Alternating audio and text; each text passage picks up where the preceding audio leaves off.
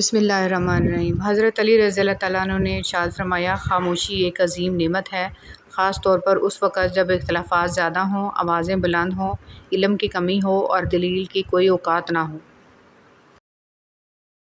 حضرت علی رضی اللہ تعالیٰ عنہ نے فرمایا، قیامت کی نشانی میں ایک نشانی یہ بھی ہے کہ جھوٹے لوگوں کی عزت ہوگی اور سچے لوگ ذلیل ہو رہے ہوں گے۔ شرک کے بعد بدترین گناہ اللہ کی مخلوق کو تکلیف پہنچانا ہے۔ زندگی میں اچھے اور برے دو طرح کے لوگ سے ہمارا واسطہ پڑتا ہے۔ اچھے لوگ ہماری طاقت بن جاتے ہیں اور برے لوگ ہمیں مضبوط بناتے ہیں۔ اللہ کا خوف دل میں ہو تو لوگوں کے معاملے میں دل خود بخود ڈرتا ہے۔ اس دنیا میں ہر تعلق ایک قیمت کا محتاج ہوتا ہے اور جس دن آپ وہ قیمت ادا کرنے سے انکار کر دیں گے وہ تعلق بھی ختم ہو جائے گا۔ انسان کی پہچان علم سے نہیں ادب سے ہوتی ہے، اس لیے کہ علم ابلیس کے پاس بھی تھا مگر ادب سے محروم تھا۔ رسول صلی اللہ علیہ وسلم نے فرمایا، بدگمانی سے بچتے رہو کیونکہ بدگمانی سب سے جھوٹی بات ہے، اور لوگوں کے رازوں کی کھود کرید نہ کیا کرو اور نہ لوگوں کی نجی گفتگو کو کان لگا کر سنو۔ نماز کبھی نہ چھوڑنا، یہ میرے نبی کی آنکھوں کی ٹھنڈک ہے صلی اللہ علیہ وآلہ وسلم۔ اللہ پاک آپ کے ایمان میں اضافہ فرمائے، خوش رکھے، پریشانیوں سے بچائے، کسی کا محتاج نہ کرے اور ہمیشہ اپنی پناہ میں رکھے، آمین۔ سونے کی چڑیا۔ امام غزالی رحمۃ اللہ علیہ فرماتے ہیں، اگر تمہیں ایسا دوست مل جائے کہ جس کی سیرت تمہیں اللہ کی یاد دلائے تو اس کی صحبت کو نعمت سمجھو۔ عقل مند کے لیے ایسی صحبت سونے کی چڑیا کی مانند ہے۔ حضرت علی رضی اللہ تعالیٰ عنہ نے ارشاد فرمایا، لوگوں کے غلام مت بنو جبکہ اللہ نے تمہیں آزاد پیدا کیا ہے۔ زندگی بہت مختصر ہے، اتنی کہ اگلے لمحے بات کرنا بھی نصیب نہ ہو، لہٰذا جس حد تک اور جیسے بھی ممکن ہو اللہ کے راستے پر چلتے رہیں، چل نہ سکیں تو خود کو گھسیٹتے رہیں، بھلے ہانپتے ہانپتے وہاں جم جائیں، مگر اپنے گمان کو اللہ سے نا امید نہ ہونے دیں، کیونکہ ایمان سے بڑی کوئی شے نہیں۔ وہ رب جو انار کے دانوں کو ترتیب دینے پر قدرت رکھتا ہے، بے شک وہ رب ہمارے حالات بدلنے پر بھی اختیار رکھتا ہے۔ الحمدللہ رب العالمین۔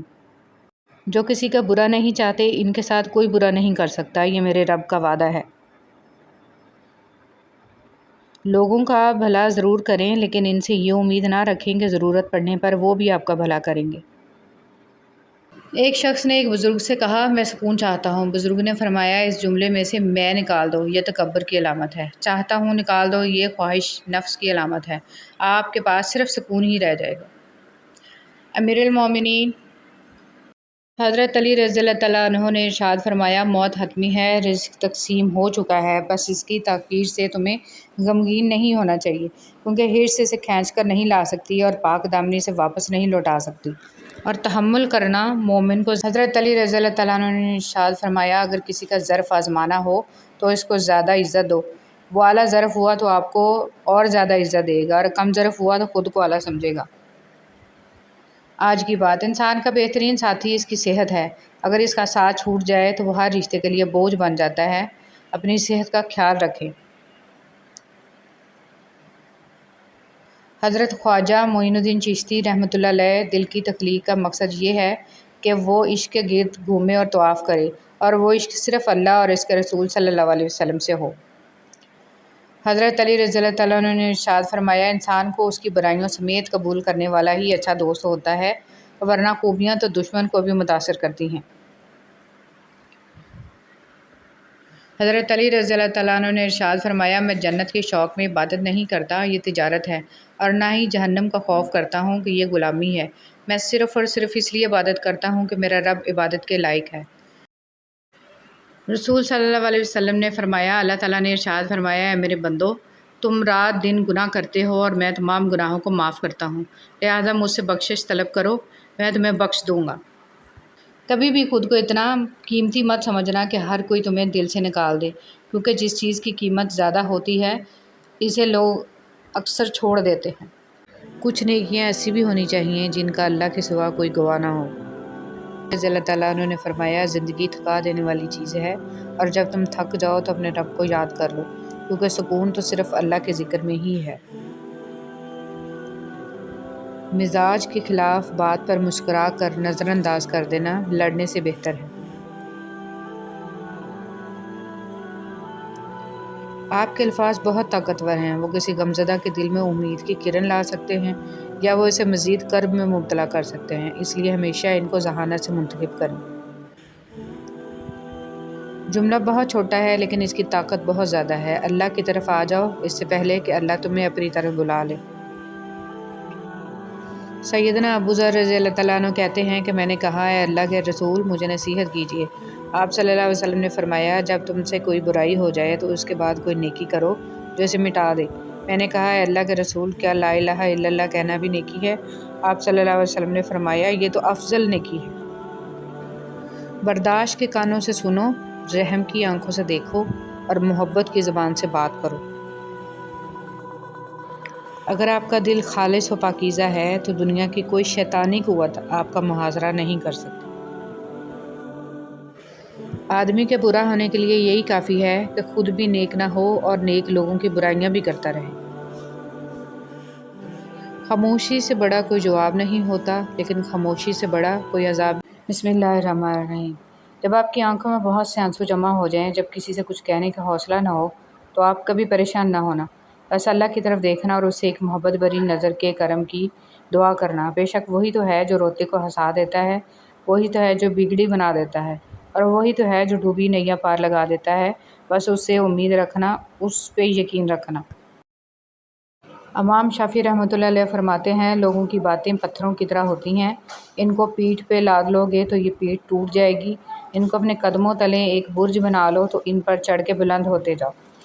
کسی بھی چیز کے ختم ہونے سے زندگی ختم نہیں ہوتی۔ ہر بار کسی چیز کے ختم ہونے پر اللہ سے شکوہ کرنے کی بجائے اس کا شکر ادا کرنا چاہیے کہ اس نے ہم سے صرف ایک چیز واپس لی، سب کچھ واپس نہیں لیا۔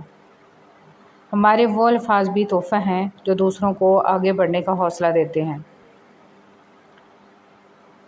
اے اللہ مجھے آنے والے بہترین دن عطا فرما اور میرے نصیب میں ایسا لکھ دے جس سے میرا دل خوش ہو، مجھے ذہنی سکون عطا کر اور میرے معاملات کو آسان کر دے۔ آمین ثم آمین۔ یہ جو مائیں ہوتی ہیں نا، بہت انمول ہوتی ہیں، یہ نہ ہوں تو بیٹیاں بے مول ہوتی ہیں،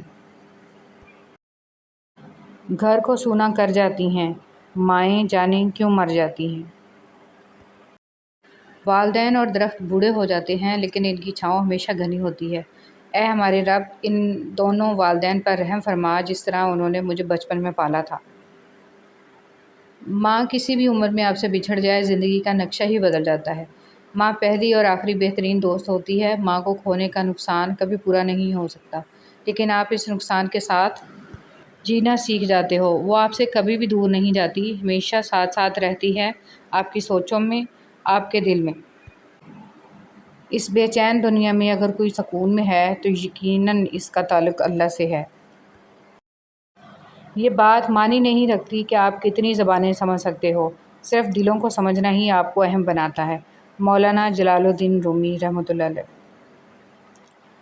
خوبصورت دعا۔ یا اللہ، جو پریشان حال ہیں وہ اور اپنی ان پریشانیوں کو کسی سے بیان نہیں کرنا چاہتے، ان کی پریشانیوں کو دور فرما۔ اللہ تو اپنے نیک بندوں کو جو دیا کرتا ہے وہ ہم سب کو عطا فرما۔ اے اللہ، اتنا عطا کر جتنی تیری شان ہے، اتنے گناہ معاف فرما جتنا تو رحمان ہے، اتنی آزمائشوں سے محفوظ فرما جتنا تو مہربان ہے، اتنی رزق میں فراوانی فرما جتنا تو رازق ہے۔ آمین ثم آمین یا رب العالمین۔ کچھ لوگ بھی بڑے عجیب ہوتے ہیں، ان کو جتنا بھی اپنا سمجھو لیکن وہ ہمیشہ لوگ ہی رہتے ہیں۔ تڑپ ہو اگر ڈھونڈنے کی تو کائنات کا ہر راستہ اللہ کی طرف جاتا ہے۔ رشتوں اور تعلقات کی بقا کے لیے رابطے ضروری ہوتے ہیں، نظر انداز کرنے سے تو اپنے ہاتھوں سے لگائے ہوئے درخت بھی سوکھ جاتے ہیں۔ فرمان مصطفیٰ صلی اللہ علیہ وآلہ وسلم، اگر تم چاہتے ہو کہ تمہارا دل نرم ہو جائے اور تم اپنی مرادوں کو پا لو تو یتیموں پر رحم کیا کرو۔ جب تم نماز نہیں پڑھتے تو یہ مت سوچو کہ وقت نہیں ملا، بلکہ یہ سوچو کہ تم سے ایسی کون سی خطا ہوئی کہ اللہ نے تمہیں اپنے سامنے کھڑا کرنا بھی پسند نہیں کیا۔ رسول صلی اللہ علیہ وسلم نے فرمایا، جو دنیا میں کسی مسلمان کی پریشانی دور کرتا ہے، اللہ تعالیٰ قیامت کے دن اس کی پریشانی دور فرمائے گا۔ جو کسی تنگ دست کے لیے آسانی پیدا کرتا ہے، اللہ تعالیٰ اس کے لیے دنیا اور آخرت میں آسانیاں پیدا فرما دے گا۔ اور جو بندہ کسی مسلمان کا عیب چھپاتا ہے اللہ تعالیٰ دنیا اور آخرت میں اس کے عیبوں کو چھپائے گا۔ اللہ تعالیٰ تب تک بندے کی مدد فرماتا رہتا ہے جب تک وہ اپنے مسلمان بھائی کی مدد کرنے میں لگا رہتا ہے۔